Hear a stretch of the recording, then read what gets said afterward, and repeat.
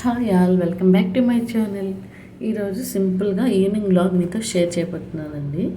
Video మొత్తం ఎక్కడ miss చేయకుండా స్కిప్ చేయకుండా చూసేయండి. వీడియో చాలా బాగుంటుందండి. వీడియో మొత్తం కంప్లీట్గా చూసేయండి ఫ్రెండ్స్. ఇప్పుడు టైం అయితే 4 అవుతుంది. నేనైతే నైట్ వడ కోసం మినపప్పు అయితే నానబెట్టానండి. ఇది సండే రోజు వ్లాగ్ ఫ్రెండ్స్. మా బాబు అయితే వడ కావాలన్నాడండి.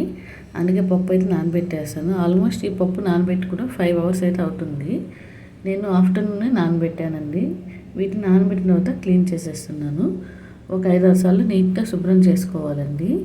ఇది నానేలోపు నేనైతే అంట్లు కూడా కడిగేసుకుంటాను. ఆఫ్టర్నూన్ అంట్లన్నీ అలానే ఉన్నాయండి. ఇవన్నీ నీట్గా క్లీన్ చేసుకోవాలి. ఇవన్నీ క్లీన్ చేసుకున్న తర్వాత బయటకైతే వెళ్ళాలండి. అనుకోకుండా వీడియో అయితే షూట్ చేశాను. అంట్లన్నీ నీట్గా క్లీన్ చేసేసానండి. తర్వాత షింక్ కూడా క్లీన్ చేశాను. నేను ప్రతిరోజు షింక్ అయితే క్లీన్ చేసుకుంటానండి. ఈ విధంగా బ్రష్తో షింక్ అంతా రుద్దుకుని అయితే చాలా బాగుంటుందండి. మన అంట్లు అవన్నీ మన షింక్లోనే క్లీన్ చేస్తాం కదండి. డర్టీగా ఉంటుందని నేనైతే క్లీన్ చేస్తానండి. కొద్దిగా పెనాయిల్ కూడా వేస్తాను క్లీన్ చేసి. కాకపోతే డైలీ అయితే వేయనండి. నేను ఈ షింక్లో నాప్థలిన్ గోళీ కూడా వేస్తాను, కానీ ప్రెజెంట్ నా దగ్గర అయితే అయిపోయాయి, అందుకే వేయలేదండి. షింక్ అంతా నీట్గా క్లీన్ చేసేసాను. ఈలోపు పప్పు కూడా నానబోయి ఉంటుందండి. ఆఫ్టర్నూన్ చికెన్ చేశానండి. దాంట్లో కొద్దిగా అయితే నేను తీసి పెట్టాను. ఇప్పుడు ఆ చికెన్ని వడలోకి గ్రేవీలాగా చేయాలనుకుంటున్నాను. చాలా సింపుల్గా చేసేస్తానండి. నేనైతే పార్క్కి వెళ్ళాలి, అనుకోకుండా వెళ్ళాలనుకున్నాను. అందుకే చాలా ఫాస్ట్గా పనులన్నీ చేసేసుకుంటున్నాను. మిక్సీ జార్లో ఆనియన్ టమోటా వేసి పేస్ట్ చేసుకున్నానండి. మా పిల్లలు కూడా నిద్రపోతున్నారు. వాళ్ళు లేసేలోపు నేను ఈ పనులన్నీ చేసేసుకోవాలి. మధ్యలో మ్యాంగో అయితే కట్ చేసుకున్నానండి. నోటికి ఏదైనా తీయగా తినాలనిపిస్తుంది, అందుకే కొద్దిగా మ్యాంగో అయితే కట్ చేసుకున్నాను. ఈ మ్యాంగో తినేసిన తర్వాత నా పనులు అయితే నేను చేసుకుంటాను. పిల్లలు కూడా ఈరోజు ఈవినింగ్ స్నాక్స్ అయితే మ్యాంగోని ఇవ్వాలనుకుంటున్నానండి. మ్యాంగో తినేసిన తర్వాత చికెన్ చేయడం అయితే స్టార్ట్ చేశాను. చాలా సింపుల్ వేలో చేస్తానండి. టేస్ట్ అలాగే గ్రేవీ కూడా చాలా చిక్కగా ఉంటుంది. మీరు కూడా ఒకసారి ట్రై చేయండి. ఫస్ట్ కుక్కర్ పెట్టుకొని అందులో కొద్దిగా ఆయిల్ వేసుకోవాలండి. ఆయిల్ వేసుకున్న తర్వాత పోపు సామాన్లు వేసుకోవాలి. తర్వాత మనం ముందుగా మిక్సీలో పేస్ట్ పట్టుకున్నాం కదండి, ఆ పేస్ట్ని కూడా వేసుకోవాలి. ఇందులోనే మన రుచికి సరిపడా ఉప్పు, పసుపు, కారం, అల్లం వెల్లుల్లి పేస్ట్, ధనియాల పొడి, అలాగే గరం మసాలా కూడా వేసుకోవాలి. ఇవన్నీ వేసుకొని బాగా కలుపుకోవాలండి.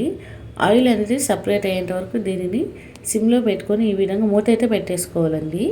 మూతనైతే పూర్తిగా క్లోజ్ చేయకూడదు. చూస్తున్నారు కదండి వీడియోలో, ఈ విధంగా కొద్దిగా క్లోజ్ చేయాలండి. ఈ విధంగా క్లోజ్ చేసేసి ఒక 2-3 నిమిషాలు సిమ్లోనే పెట్టాలండి. అప్పుడైతే మనకు ఆయిల్ అయితే సపరేట్ అవుతుంది.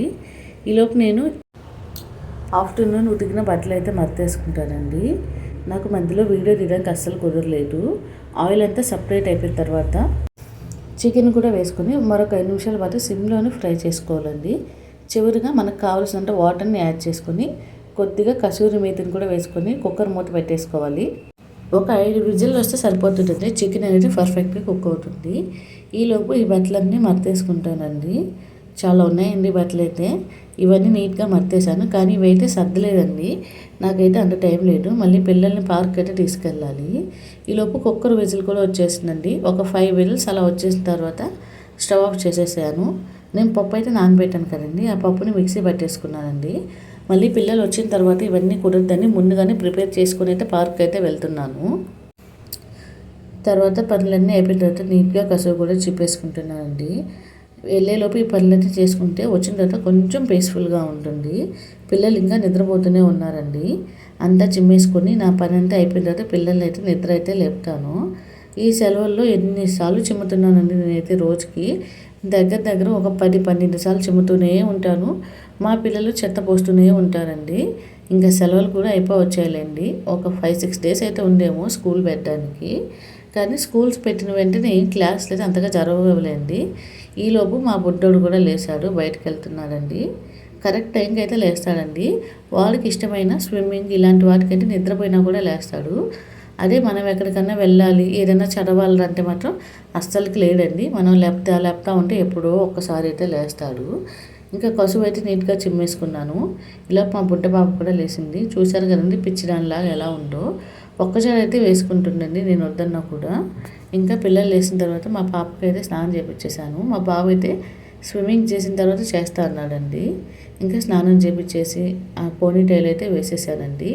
మ్యాంగో కట్ చేసి ఇచ్చాను, కానీ తినలేదండి సరిగ్గా. జస్ట్ 1 లేదా 2 పీసులు తిన్నారంటే. ఇంకా సర్లే అని నేనైతే ఏం ఫోర్స్ అయితే చేయలేదండి. ఇక మా బుడ్డోడు ఇక్కడైతే క్యాప్ పెట్టుకున్నాడు, స్పెక్స్ కూడా పెట్టుకున్నాడండి. మా బాబుకైతే స్విమ్మింగ్ కోసం మేమైతే ఇప్పటికి 3 జతలు షార్ట్లు అయితే తీసుకున్నామండి. 3 మిస్ చేసుకొని వస్తాడు వాడు.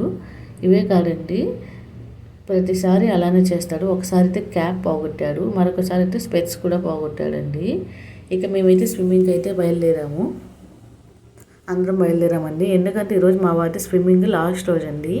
అందుకే నా ప్లాన్లో లేదు అసలు స్విమ్మింగ్కి వెళ్ళాలని. కానీ లాస్ట్ రోజు మమ్మీ నేను ఎంత చక్కగా ఈత కొడుతున్నాను చూద్దురా అంటే బయలుదేరానండి. పనులన్నీ చాలా ఫాస్ట్గా చేసుకున్నాను. అయినా కొన్ని పనులు అయితే పెండింగ్ ఉన్నాయండి. తిరిగి ఇంటికి వచ్చిన తర్వాత అవి అయితే స్టార్ట్ చేస్తాను. మేబీ చూద్దామండి నా వర్క్ అయ్యేసరికి ఈరోజు ఏ టైం అయితే అవుతుందో. ఈరోజు సండే కదండి, అందుకే ట్రాఫిక్ అయితే కొంచెం హెవీగా ఉంది.